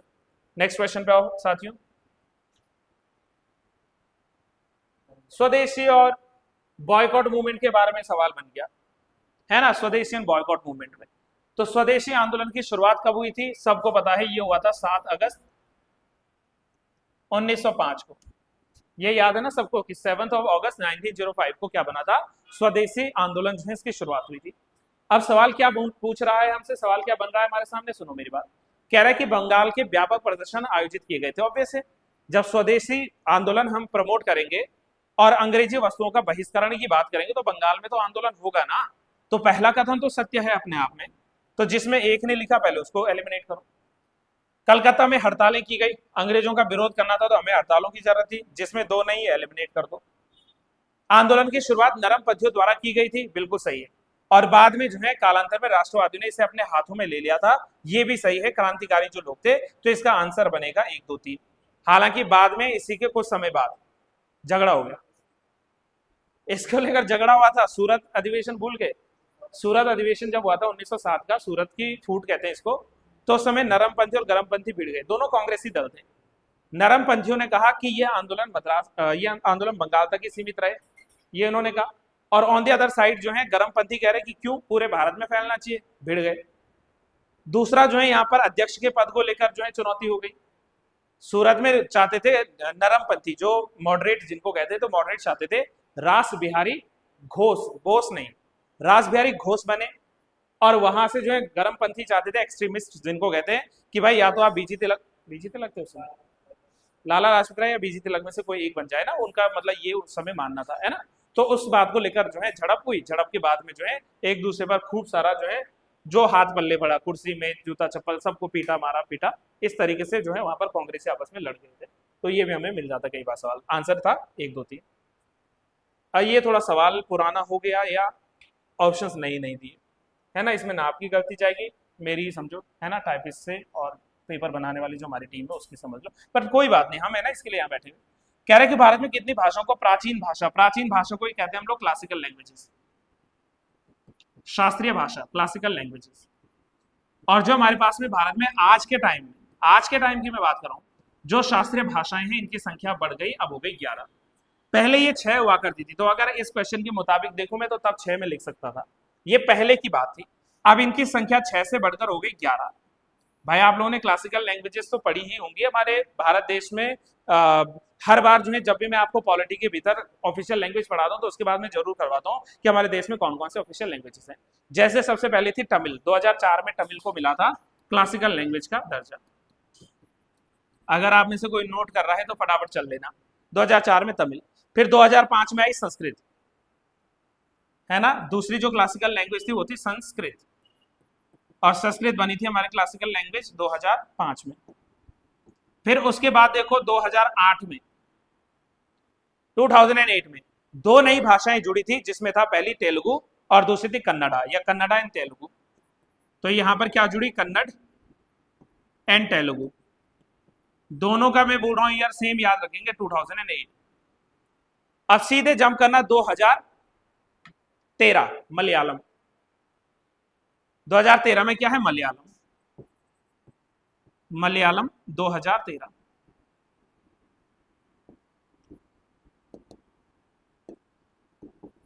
और अब चलना 2014 में, जहां पर बनी थी ओडिया। ओडिया जो लैंग्वेज थी वो थी 2014 में, हमारी जो है 6वीं। तो ये अगर पुराना सवाल है तो इस हिसाब से मैं 6 लिखूंगा। लेकिन आप जानते हो कि 2024 में, अभी रिसेंट जो है 2024 में, हमने इसमें 6 में जो है 5 नई भाषाएं जोड़ दी, और एक भाषा तो ऐसी है जिसको लेकर आजकल बहुत मुद्दा, बहुत विवाद चल रहा है, समझिए ना, दैट इज मराठी। तो भाई हमने क्या कर दिया इस बार, कहा कि जो मराठी भाषा है इसको भी देश की जो है क्या बनाएंगे, हम क्लासिकल लैंग्वेज बना देंगे, शास्त्रीय भाषा बना देंगे। मराठी के अलावा इसमें है पाली, अभी अभी बोला मैंने बुद्धा के। इसके अलावा मराठी, पाली, और क्या हो जाएगा नई भाषाओं में, नहीं गुजराती को नहीं दिया गया, याद करने दो, आएगा, अभी अपडेट हो रहा है दिमाग में, है ना। मराठी हो गई, पाली हो गई, और असमी भाषा, एक और भाषा इसमें जुड़ जाएगी, असमीज। असम की जो भाषा है असमीज भाषा, ये भी जो है 2024 में नई भाषा का दर्जा प्राप्त कर चुकी है। इसके अलावा है बंगाली, बंगाली भाषा, बंगाली। और बंगाली के साथ में एक और है जिसका नाम है प्राकृत। तो मैंने कहा ना थोड़ा हमें भी अपडेट होना पड़ता है, हो जाएगा, कोई दिक्कत नहीं। तो अब ये 5 नई भाषाएं जुड़ गई, 6 पहले से तो हो गई ना, दोनों मिलाकर 11। और ये जो नई मैंने कहा, अच्छा 2024 बोला लेकिन 25 दिया, बताओ आप बोलते भी नहीं। ये 2024 में जो है नई भाषाएं जोड़ी गई थी, 5 नई भाषाएं 2024 में जोड़ी गई थी। तो इस हिसाब से इसका राइट आंसर बन गया दिस। ठीक है, चलिए नेक्स्ट क्वेश्चन आओ। लिख दिया, मेंशन हो गया, ठीक, चलिए गुड। नेक्स्ट क्वेश्चन आओ। नेक्स्ट क्वेश्चन आपसे पूछता है कि कौन सा कायांतरित चट्टान का उदाहरण नहीं है, which one of the following is not an example of metamorphic rock. जल्दी से बताओ। ये है डोलोमाइट, व्हाई? क्योंकि dolomite is an example of sedimentary rock. ये अवसादी चट्टान है भाई, ये जो है कायांतरित नहीं है, ये अवसादी चट्टान है। बल्कि मैं यूं कहूंगा कि ये जो डोलोमाइट है, जब इसमें तापमान और प्रेशर यानी कि दबाव काम करता है तो ये अपने कैरेक्टरिस्टिक्स छोड़ देता है और ये छोड़कर बन जाता है क्या? डोलोमाइट से क्या बनता है? इससे बनता है मार्बल। हाँ, मार्बल 2 चीजों से बनता है, एक तो डोलोमाइट से मार्बल बनेगा और एक जो है किससे? लाइमस्टोन से, चूना पत्थर जो होता है। तो मार्बल 2 तरीके से बनता है, जैसे मार्बल है ना, तो ये बनता है बाय लाइमस्टोन, चूना पत्थर जो होता है। तो चूना पत्थर से भी क्या बनता है? मार्बल बनता है। और डोलोमाइट जो है इससे भी क्या बनता है? मार्बल बनता है ना। और ये काइट तो मुझे समझ में आया, शायद ये क्वार्टजाइट लिखना चाह रहे होंगे, क्वार्टजाइट हो सकता है, काइट तो कुछ होता नहीं है। तो या तो क्वार्ट्ज लिख सकते थे हम इसको ना, ऐसे क्वार्ट्ज। तो क्वार्ट्ज या क्वार्टजाइट जो होते हैं ये भी नहीं होने चाहिए इसमें आंसर्स के रूप में, राइट। और बाकी क्या पूछा है? नीस। तो नीस क्या है? ये मेटामॉर्फिक है। और नीस किससे बनता है? ग्रेनाइट से बनता है, बढ़िया। तो नीस किससे बनता है? By granite. तो ये भी नहीं होगा, है ना। तो ग्रेनाइट से बनता है नीस। तो जो नहीं है, जो सेडिमेंट्री है, वो है आपका डोलोमाइट जो है। स्लेट किससे बनती है? स्लेट बनती है फाइलाइट से, या स्लेट से फाइलाइट बनता है, ऐसा बोल सकते हैं हम लोग कि स्लेट जो है स्लेट से फाइलाइट बनता है और फाइलाइट से सीस्ट बनता है। स्लेट से फाइलाइट, फाइलाइट से सीस्ट, ऐसे भी हम लोग याद रख सकते हैं। सब मेटामॉर्फिक रॉक्स में जो है उदाहरण आ जाता है ना। तो रॉक 3 होती है, इग्नियस, है ना, सेडिमेंट्री एंड मेटामॉर्फिक, 3 प्रकार की चट्टानें। List 1, list 2। एक तरफ है माउंटेन पीक्स और दूसरी तरफ है कंट्रीज यानी कि देश। भाई माउंट किलिमंजारो की बात कर रहे हैं, और माउंट किलिमंजारो कहाँ मिलता है? तंजानिया में मिलता है, बिल्कुल सही लिख रहे हैं। और माउंट किलिमंजारो जो है तंजानिया में जो मिलता है, ये अपने आप में डोरमेंट काइंड ऑफ एक वॉल्केनिक जो है पीक है। तो पहले का क्या आना चाहिए? ऑप्शन नंबर सी आना चाहिए, तंजानिया। Hold on. माउंट टोपकल कई दफा पूछा गया है, माउंट टोपकल कहां पर मिलेगा? माउंट टोपकल नो आइडिया, कोई बात नहीं। ये आता है आपका युगांडा में। तो 3 के बाद 4 आना चाहिए, 3 के बाद 4 आना चाहिए। अब बाकी मैं जानू ना जानू, मुझे चीटिंग करने का मौका मिल गया। स्टैनली माउंटेन है मोरक्को में, एंड होगार जो माउंटेन है ये है आपका कहां पर? That is in Algeria. तो होगार आ जाएगा अल्जीरिया में। तो Kilimanjaro is located in Tanzania, Toubkal is in Uganda, Stanley is in Morocco and Hoggar is in Algeria. तो right answer will be 3, 4, 1 and 2। Option number B is the right answer, है ना। सब ये जो है volcanic peak है, सबके सब जो है ये माउंटेन क्या है? वॉल्केनिक माउंटेन से। 8 डिग्री चैनल किसके बीच बनेगा? लक्षद्वीप और मालदीव्स के बीच में, श्योर। मिनिकॉय मालदीव्स के बीच में, चलिए लिख लीजिए फिर, वही है ना, लक्षद्वीप। ये 8 डिग्री पूछा है तो ऑप्शन बी। अगर 9 डिग्री पूछा होता तो तब मिनिकॉय और मालदीव्स, मिनिकॉय के ही मालदीव्स में, मिनिकॉय मालदीव्स के बीच में होता तो 9 डिग्री होता। ये मिनिकॉय और लक्षद्वीप, ये मिनिकॉय, ये मालदीव है, यहाँ 8 डिग्री से। और अगर 10 डिग्री होता तो अंडमान और निकोबार। 10 डिग्री चैनल कहां पर है? 10 डिग्री अंडमान और निकोबार के बीच में तो है। तो 10 डिग्री होगा तो अंडमान निकोबार पूछ लेंगे, तो इस हिसाब से ये भी सही हो जाएगा। चलो थोड़ा और जल्दी बढ़ो भाई आगे। डन हो गया, नेक्स्ट आओ। 71वां क्वेश्चन आओ। उत्तर से दक्षिण की ओर हिमालय की रेंज लगानी है। गाइस इससे इजी तो मुझे नहीं लगता कुछ होता। भाई कुछ हो ना हो, सबसे टॉप में हमेशा काराकोरम रहेगा, तो बाकी तो ऑप्शन ही नहीं है। टॉप में काराकोरम, फिर इसी काराकोरम, मतलब देखो जो हमारी ट्रांस हिमालय है ना, तो ट्रांस हिमालय की 4 रेंजेस है। एक है काराकोरम, एक है लद्दाख, एक है जास्कर और एक है कैलाश, जो यहाँ लिखा नहीं है। तो कैलाश भी होती तो वो ट्रांस में आती, छोड़ दो। फिर ट्रांस हिमालय के बाद ग्रेटर हिमालय लगता है, लेकिन ग्रेटर हिमालय का इसमें कुछ भी नहीं पूछा, ग्रेटर में तो इसमें कुछ भी नहीं पूछा। फिर ग्रेटर के बाद लगता है मिडिल, या जिसको लेसर हिमालय कहते हैं, और लेसर हिमालय का पार्ट है क्या, पीर पंजाल। ये जो है निम्न हिमालय या लघु हिमालय का हिस्सा है कौन, पीर पंजाल। और तब मिडिल हिमालय के बाद सबसे लास्ट में आता है शिवालिका। तो शिवालिक हिमालय जो है लास्ट में आ जाएगा। तो इट मीन्स कि यहाँ सबसे पहले ट्रांस हिमालय में ये 3 पूछ लिया, ग्रेट छोड़ दिया उन्होंने, फिर पूछ लिया लेसर हिमालय और लास्ट में पूछ लिया शिवालिक हिमालय। तो ऑप्शन राइट जो है वो ऑप्शन नंबर ए जो है सही सीक्वेंस है। जल्दी से आ जाओ, next question, option A is the right answer. 72nd, थोड़ा ही क्वेश्चन बाकी है। Brahmaputra river is known as the Tsangpo river in the upper ranges in Tibet, which is right. इसका नाम जो है सांगपो नदी के नाम से ही जानते हैं। और एक और नाम इसका बताओ तो। दिहांग तो तब हो जाएगा जब ये अरुणाचल प्रदेश में प्रवेश करेंगे। चलो बांग्ला में भी आप जा रहे हो तो वहां भी क्या बोल दोगे, मेघना, पद्मा, गदमा, गंगा हो गई, पद्मा, ब्रह्मपुत्र हो गई, जमुना, जमुना होगी। लेकिन मैं आपको अभी भी तिब्बत में ही पूछ रहा हूँ, तिब्बत में इसके या तो नाम सांगपो है या इसी को कहते हैं यारलुंग ज़ैंगबो। इसी को यारलुंग ज़ैंगबो के नाम से भी जानते हैं, कहाँ, तिब्बत में। तो इसी को यारलुंग ज़ैंगबो के नाम से भी जानते हैं। और निकलती कहां से ये नदी, चेमा युंगडुंग ग्लेशियर, चेमा युंगडुंग ग्लेशियर, जिसको बोखरचू ग्लेशियर भी कहते हैं। और वहीं से जहां से सिंधु नदी निकलती है। तो सिंधु, सतलुज और ब्रह्मपुत्र तीनों एक ही जगह से निकलती है। थोड़ा मतलब माउंटेन जो है रेंज एक ही है, वहां पर ताल वाल बदल जाएंगे। तो सिंधु, सतलुज और ब्रह्मपुत्र ये एक ही जगह से। और दूसरी बात, सिंधु, सतलुज और ब्रह्मपुत्र को हम एंटीसीडेंट रिवर कहते हैं।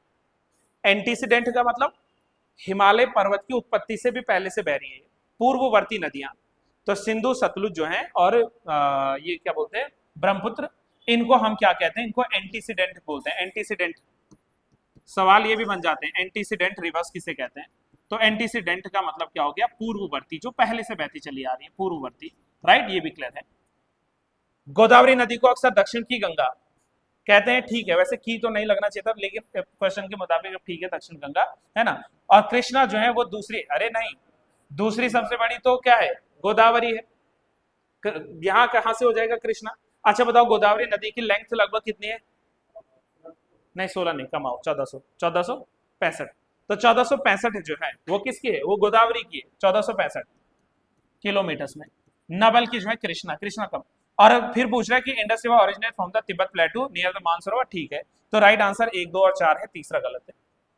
1, 2, 4 ठीक है। ये जरूर मेंशन करना है हमने कि ब्रह्मपुत्र नदी, सिंधु नदी और सतलुज नदी को पूर्ववर्ती नदियां कहते हैं। पूर्ववर्ती नदी मतलब ये पहले से बहती आ रही थी, इस तरीके से पहले से बह रही थी। बाद में इनको बीच में जो है क्या आया, हिमालय पर्वत आया, लेकिन जो इस नदी ने अपना रास्ता नहीं बदला, इसने हिमालय को काटना शुरू किया और जिस रास्ते पर पहले बहती थी उसी रास्ते पर आगे बढ़ना शुरू किया। तो इसने जो है हिमालय को कट कर दिया था। Right answer 1, 2, 3। थोड़ा और जल्दी आओ। एक तरफ है संविधान की समितियां और दूसरी तरफ है क्या, उसके अध्यक्ष। लैंग्वेज कमिटी, भाई लैंग्वेज कमिटी जवाहरलाल नेहरू नहीं थे, पहली बात तो ये क्लियर कर दो, बल्कि लैंग्वेज कमिटी में कौन थे, एम सत्यानारायणा जी थे। तो ये उसने उल्टा कर दिया, पहले का क्या होना चाहिए था, 2 होना चाहिए था। मतलब इसमें जो है ऑप्शंस नहीं है, इसमें कथन पूछ रहा कितने सही है, तो पहला कथन सरासर झूठ है। और दूसरा बोल दिया कि यूनियन पावर कमेटी, भाई जब ये नहीं है तो ये उल्टा हो गया, ये तो ये वाला भी गलत है, ये वाला भी गलत है। माइनॉरिटी सब कमेटी में एस सी मुखर्जी सही है, फंडामेंटल सब कमेटी में जेबी कृपलानी साहब सही है, and advisory committee for fundamental rights ये भी ठीक है। तो शुरू के 2 गलत, लास्ट के 3 सही है। तो पूछ रहे कितने युग में सही है, तो 3 युग में इसमें सही है। Option number C will be the right answer, है ना। चलिए नेक्स्ट आ जाओ। 74, what is the literal meaning of writ habeas corpus. Habeas corpus का मतलब होता है to have the body of, 24 घंटे के भीतर भीतर शरीर प्रस्तुत करना है जिसको भी आपने गिरफ्तार किया है। You have the right to habeas corpus. चलो अब ये मान लो, इसको और अच्छा लिखना चाहिए था, you have to body of, है ना। तो मतलब जो है शरीर लाना। जैसे देखो, टू बी सर्टिफाइड को हम क्या कहते हैं, इसको सर्टियोररी कहते हैं। व्हाट इज योर राइट, ऐसा तो कुछ है नहीं। We order, we command, we order, that is called mandamus. Mandamus यानी कि परमादेश, इसको परमादेश कहते हैं। मैं आपको बता दूं, भारत के संविधान के अनुच्छेद 32 और अनुच्छेद 226 में रिट है। 226 की रिट है हाई कोर्ट की और 32 की रिट है सुप्रीम कोर्ट की। रिट होती है 5। पहला तो ऑप्शन में लिखा है हेबियस कॉर्पस यानी सशरीर प्रस्तुत होना।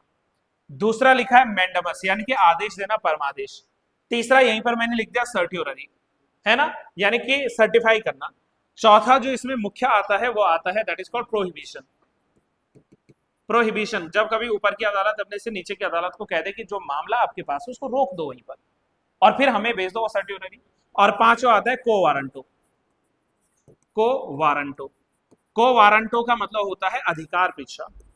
By what authority, by which authority, आपसे पूछा जाएगा कि आपका क्या अधिकार बनता है ऐसा काम करने में। तो ये जो है हमारे पास में होते हैं रिट जुरिस्डिक्शन। तो भारत के संविधान के 226 में हाई कोर्ट और जो है सुप्रीम कोर्ट के लिए अनुच्छेद 32 में रिट जुरिस्डिक्शन आ जाती है ना। चलिए 75 थोड़ा और जल्दी भाई। ऑप्शन बी, इसका इंग्लिश में नहीं लिखा है, इंग्लिश में गलत हो गया, मिस्टाइप, हिंदी सही था इसका ना।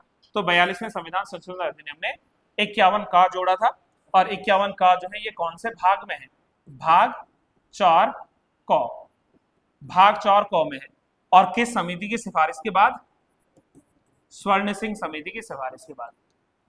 आज हमारे पास में टोटल कितने, इस समय कितने थे जब इसने दिया था, तो उस समय 10 थे और बाद में जो है 86वां संविधान संशोधन आया और इसने जोड़ दिया 11वें में राइट टू एजुकेशन, है ना। तो राइट टू एजुकेशन बाद में 11वें में जुड़ गया।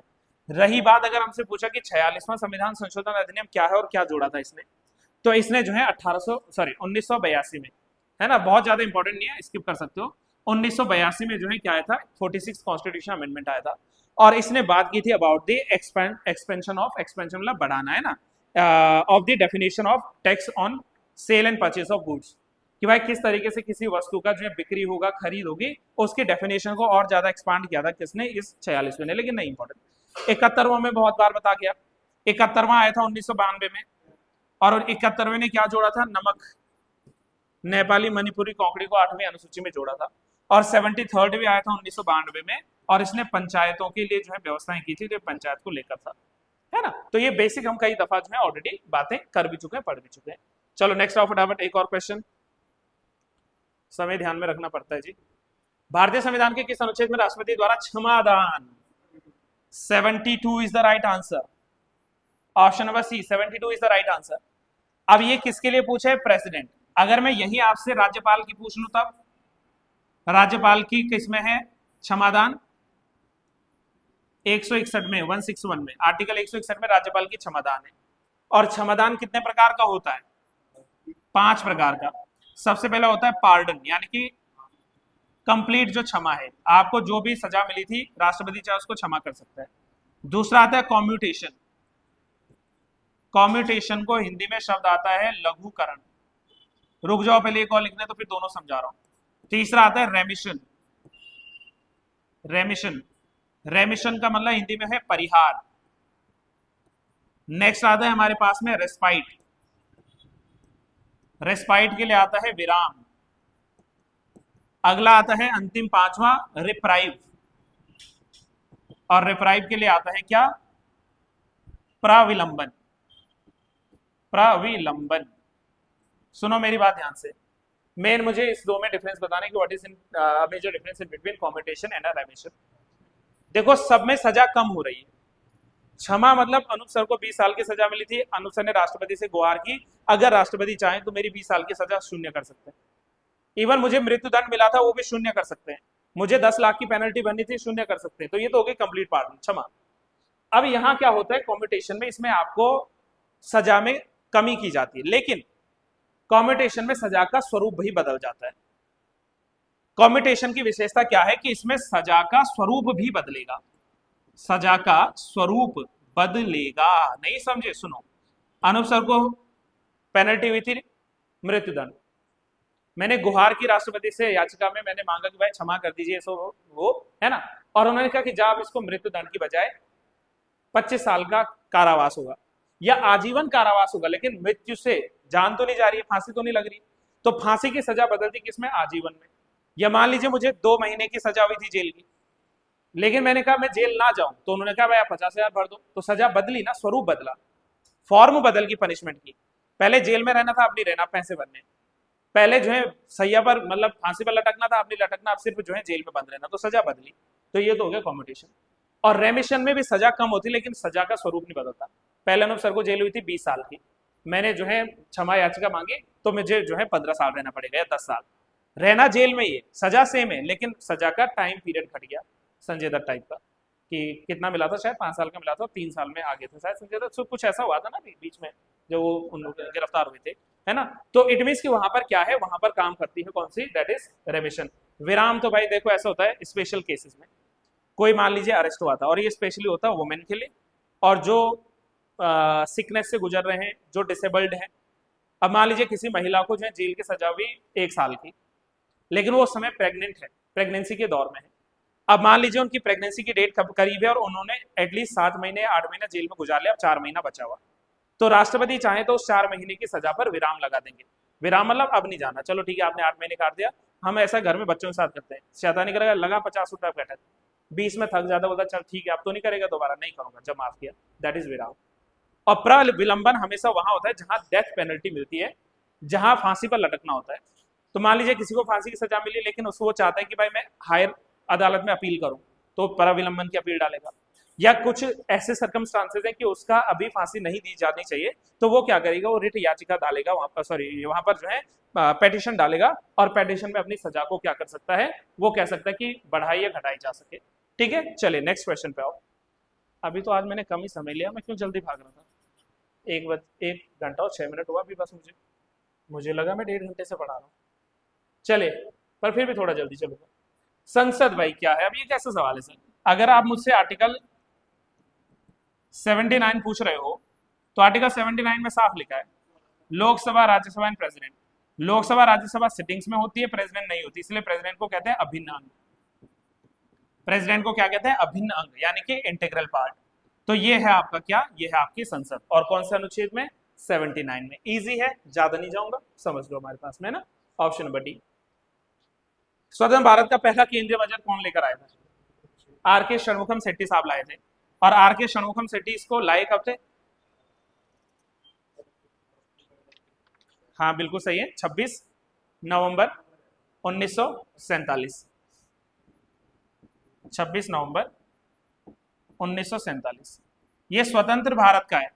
अगर मुझसे गणतंत्र भारत का पूछता, गणतंत्र भारत मतलब रिपब्लिकन इंडिया, तो तब मैं कहता 28 फरवरी 1950 को। तब कौन लाते, जॉन मथाई साहब लाते, वित्त मंत्री थे उस समय।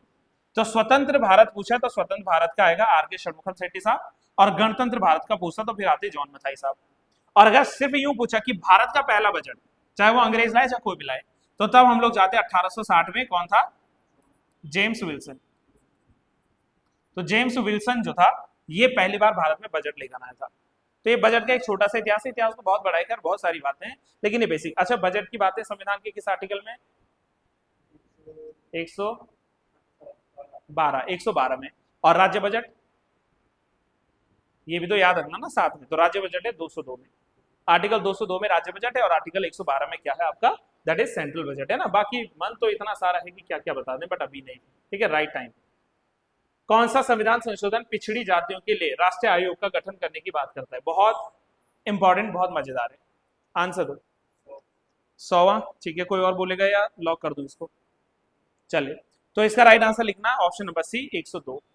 देखो, जो आप 100वां कह रहे हैं ना कि 100 था, मैं सारा बताऊंगा, आप डरो मत। इसका राइट आंसर ये लिखो पहले, अभी रुक जाओ। जो आप मुझे 100th बता रहे हो, ये आया था 2015 में, राइट। और ये जब 2015 में आया था, तो इसने क्या किया था, आपको याद होगा, बांग्लादेश और भारत के बीच में बाउंड्रीज को लेकर या कुछ क्षेत्रों को लेकर डिस्प्यूट था। तो उसके लिए क्या किया गया, बांग्लादेश और भारत की जो है तरफ से एक समझौता किया गया, और उस समझौते के मुताबिक जो लैंड एक्सचेंज होना था, वो आपने लैंड एक्सचेंज कर दिया। तो इसको लैंड बाउंड्री एग्रीमेंट, LBA के नाम से जानते हैं। तो जो लैंड बाउंड्री एग्रीमेंट के लिए आया था अमेंडमेंट, वो आया था 2015 में, कौन सा, 100वां। अच्छा, 101वां तो मुझे नहीं लगता मैं अलग से कुछ बताऊं। 101वां कब आया था, 2016 में आया था। और 2016 में किस चीज को लेकर था, अभी तो पूछा था अपर पीसीएस ने, जीएसटी के लिए। जीएसटी के लिए कौन सा है, जीएसटी के लिए जो है 101वां संविधान संशोधन अधिनियम है, तो जीएसटी के लिए ये आ गया। फिर 102वां आया था 2018 में, 2018 में। और 2018 में जब ये आया था तो इसने भारत के संविधान में एक नया आर्टिकल जोड़ा, आर्टिकल 342 ए। क्या जोड़ा इसने? आर्टिकल 342 ए। और 342 ए में व्यवस्था की किसके लिए? National commission for the backward classes, इसके लिए जो है इसने व्यवस्था की। तो इसका राइट, सॉरी मैंने 342 ए बोला ना, नहीं 342 में तो राष्ट्रपति के पास विशेष थी, ये 338 बी लिखना, माय बैड है ना, देखो कई बार फ्लो में ऐसे चल जाते हैं लोग, ये 338 बी लिखना, ये गड़बड़ हो जाएगी। 338 बी आया था। मैं ये कह रहा हूं, देखो सुनो क्यों मैं यहां कंफ्यूज हुआ था, इसने ये भी लाया था, ये भी लाया था, 342 ए भी लाया था। मैं ये नहीं कहूंगा ये एक्ट ने लाया, लेकिन जब सवाल मैंने यहाँ ऊपर वापस पढ़ा कि अच्छा ये तो national commission for backward class पूछा, तो बैकवर्ड क्लास के लिए national commission for backward class पूछेगा तो उसके लिए जो है 338 बी लिखना है ना। आया ये भी था, 342 ए भी आया था इसी समय, तो इस हिसाब से आप इसको सॉल्व कर सकते हैं। 80 आओ जल्दी। पहला प्रयास किसका था? ऑब्वियस है दादाभाई नौरोजी जी, ऑप्शन बी लिखो, poverty and British rule in India, है ना, है ना, poverty and British rule in India, option number B. उस समय जब ये लेकर आए थे 1967-68 के आसपास, तो उस समय इन्होंने कहा था कि भारत की जो मैंने 19 बोल दिया, आप समझ गए, 1867-68, तो उस समय जब ये लाए थे तो उन्होंने कहा था कि भारत की पर कैपिटा इनकम इस समय जो है 20 रुपए पर है ना, 15 से 20 रुपए के आसपास पर कैपिटा इनकम है भारत की उस समय 1867-68 के आसपास में। लेकिन इसमें ये जो नाम है, इसका राइट आंसर सुनो मेरी बात, इसका राइट आंसर तो ये है, लेकिन इसमें जो ये लिखा ना वी राव साहब, तो ये पहली बार जो है वैज्ञानिक गणना लाए थे, वैज्ञानिक विधि कह लो या वैज्ञानिक गणना लिख लो, और ये लाए थे कब? 1931-32 में। अगर आपको याद है 1931-32 में जो है आर के वी राव साहब ने एक बुक लिखी थी जिसका नाम था इनकम इन ब्रिटिश इंडिया। तो उस इनकम इन ब्रिटिश इंडिया में इनकी बुक है ये, इनकम इन ब्रिटिश इंडिया। तो इस बुक में ये इन्होंने क्या लिखा? इन्होंने कहा कि 1931-32 में जो भारत की पर कैपिटा इनकम है वो लगभग 44 रुपए के आसपास है। तो ये उस समय बताते हैं कि पीसीआई क्या है, पर कैपिटा इनकम, प्रति व्यक्ति आय जिसको कहते हैं। तो मतलब ये वैज्ञानिक लाए थे, लेकिन अगर पूछेगा पहला प्रयास तो ऑप्शन इसका राइट आंसर बी ही लिखना, दादाभाई नौरोजी। कौन सी बुक लिखी थी इन्होंने? Un British rule in India किसकी है? दादाभाई की है। ठीक है, चलिए बस ये तो याद रखना है ना। हालांकि अन ब्रिटिश रूल जो था वो पब्लिश अभी नहीं हुई थी, वो पब्लिश 1901 में हुई थी, वो अलग चीज हम लोग बाद में पढ़ेंगे ना। चलिए नेक्स्ट आ जाओ, नेक्स्ट आ जाओ क्वेश्चन। कौन सी योजना रोलिंग प्लान 5वीं के जस्ट बाद आई थी? 5वीं जब आई थी तो उसके जस्ट बाद और 6वीं से जस्ट पहले। तो अब ये सवाल ऐसा क्यों बना मेरे को भी समझ नहीं आ रहा, कौन सी योजना रोलिंग प्लान कही जाती है, तीसरी, चौथी, 5वीं या 6वीं? तो फिर इसमें कंफ्यूज नहीं होगा कि 5वीं को कहूं या 6वीं को, क्योंकि देखो 5वीं जो आई थी वो आई थी कब? 1974 से 78 के बीच, मतलब मात्र 4 साल, तो उसी के बीच में आ गए, तो इसलिए 5वीं में लिखना ज्यादा अच्छा है ना। हो सकता है कि किसी बुक में 6वीं भी लिखा हो सकता है। मेरी बात समझो, फिर से सुनो, ये आई थी 1974 में, तो 1974 में जब आई तो कितना तक चलना चाहिए? 5 साल, मतलब 79 तक चलना चाहिए। लेकिन जो है यहाँ पर सरकार बदल गई, मोरारजी देसाई की सरकार आ गई थी, याद है अगर आपको, और मोरारजी देसाई जी की जनता पार्टी की जो सरकार थी, उन्होंने 5वीं योजना को रोक दिया, 1 साल अभी बचा था ना, रोक दिया, और उसकी जगह पर 1978 में क्या ले आए? रोलिंग प्लान ले आए। रोलिंग प्लान क्या था? कम समय के लिए, ये योजना अवकाश ही था अपने आप में, तीसरा योजना अवकाश, तीसरा ही था ना, पहला 67, दूसरा था, तीसरा नहीं, दूसरा योजना अवकाश, रोलिंग प्लान। अब सवाल बनता है कि रोलिंग प्लान भारत में लाने का श्रेय किसको जाता है? तो वो थे डीटी लकड़ावाला साहब।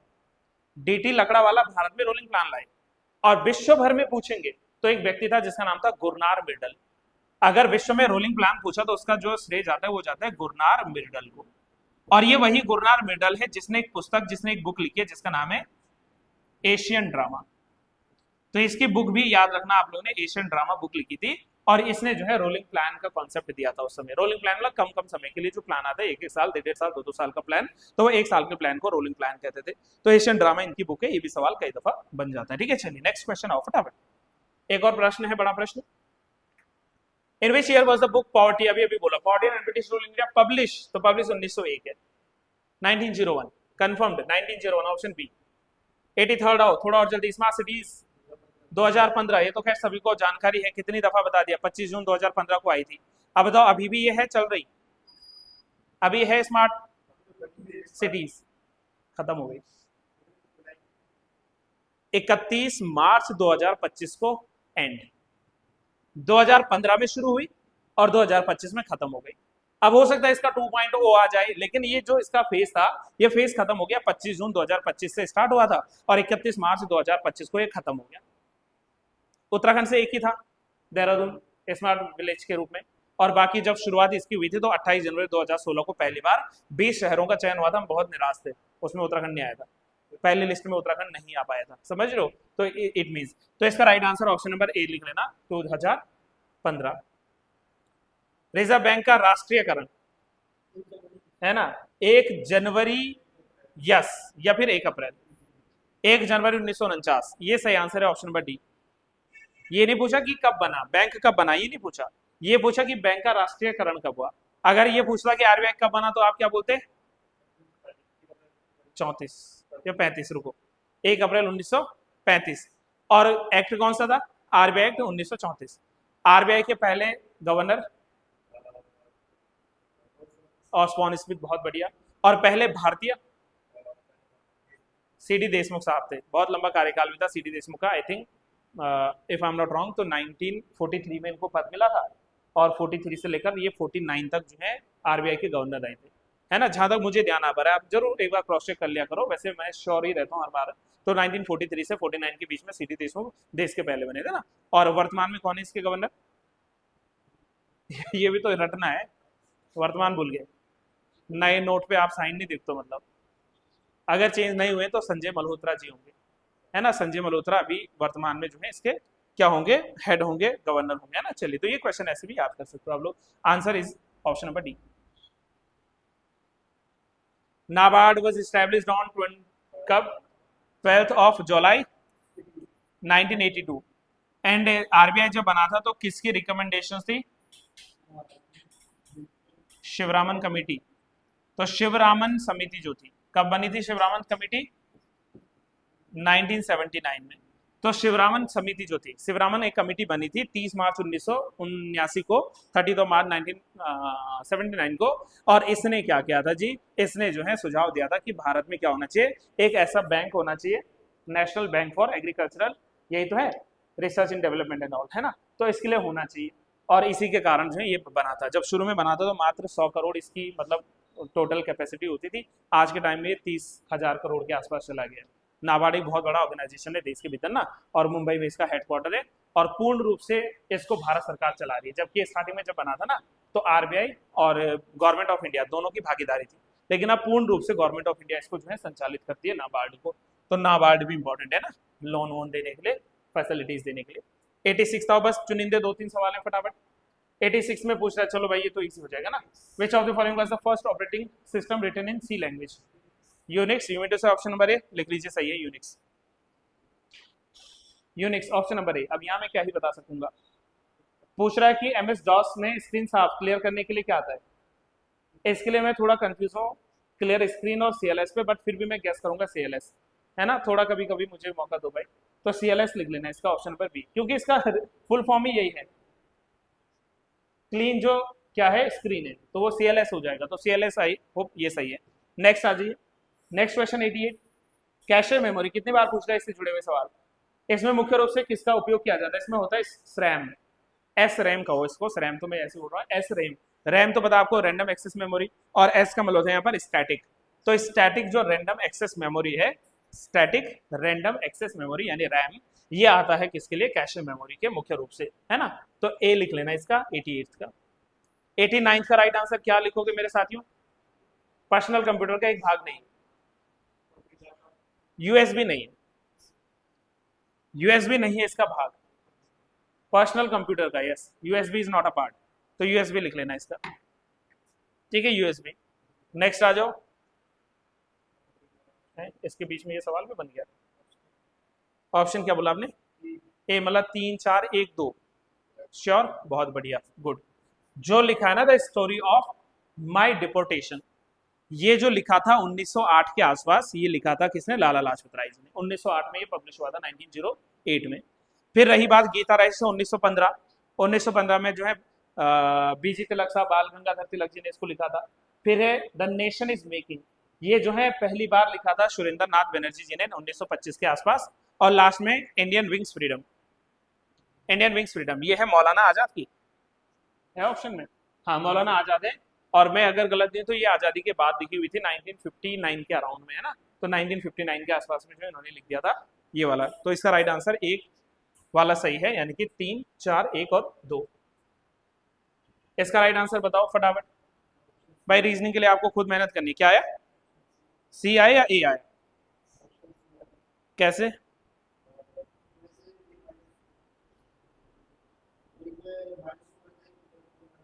हम्म, चलो इसका राइट आंसर लिखना ऑप्शन नंबर सी। 91 का ऑप्शन है सी, है ना। ऑप्शन नंबर सी बिल्कुल सही है। 92 का ऑनलाइन वाले के लिए थोड़ा स्क्रीन छोड़ रहा हूँ ताकि आप कर पाओ सॉल्व। क्या आया? ए आया, ठीक है। तो 92 का ए आना चाहिए। 93 का, इसमें कितने पेयर बना पाए आप? पहला पेयर आपने आर और ओ के बीच में बनाया होगा, और दूसरा अपोजिट में एन और ओ के बीच में बनाया होगा, तो दो ही तो पेयर बनेंगे। इसमें दो ही पेयर बनेंगे, ऑप्शन नंबर बी आ जाएगा। 94 में क्या कितना सही आएगा? जी बिल्कुल सही है, बी वाला सही आएगा जी। इंग्लिश में तो मिस टाइप होगा ना, ये थर्ड नहीं ये 13th है, ये 13th लेटर आएगा, थर्ड नहीं 13th लेटर, और उस हिसाब से इसका राइट आंसर ऑप्शन बी आएगा जी। ऑप्शन बी आएगा इसका जी, 13th लिखना पड़ेगा। हाँ, इसका क्या है 95 का? Option number C. चलिए ठीक है, पी बिल्कुल सही है, ऑप्शन नंबर सी। 96 का साउथ आया, यानी कि ऑप्शन नंबर बी आया। 96 का बी आया। प्लीज आप इनको कर लेना, है ना। त्रिभुज निकाल पाए कोई आपने से, या छोड़ दिया था? नहीं, इसके 30 निकलेंगे, ऑप्शन नंबर ए। ऑप्शन नंबर ए 30। 97 का। 98 में ये तो ट्रिक सभी को पता है, जो कॉमन है उसको लिख लो, और कॉमन लिखते हुए आप एंटी क्लॉकवाइज चलो या क्लॉकवाइज चलो, मर्जी आपकी। हम क्लॉकवाइज चलेंगे, तो 4 2 1 उधर 4 3 5। किसके अपोजिट पूछ रहा है? 3 के अपोजिट क्या होगा? 2 हो जाएगा। तो इसका राइट आंसर आ जाएगा ऑप्शन नंबर सी। नहीं समझ आए तो पूछ लेना, मैं करवा दूंगा। 99 का, हाँ जी, ऑप्शन डी सही है इसका, आर और वाई। इंग्लिश में मिस्टेक हो गया, हिंदी वाला पढ़ लेना, है ना। हाँ, तो ऑप्शन नंबर डी लिख लेना, हिंदी में पढ़ना है इसको। और लास्ट में 100 का क्या है? सी कैसे? आपने जो बनाया उस हिसाब से तो इसका डी आना चाहिए ना। क्यों? दो कथन के दो निष्कर्ष मानेंगे, माना कि कथन सत्य है, निम्नलिखित में से निष्कर्ष क्या निकलेगा? पहला पढ़ो पढ़ो जरा, क्या लिखा हुआ कि सम पेंसिल्स आर लोटस, ये बोला हुआ ना, ये बोला हुआ। चलो एक बार चेक करते इसको। इसने कहा सम पेंसिल्स आर लोटस, क्या मैं इसको पेंसिल मान लूं और इसको मैं लोटस मान लूं?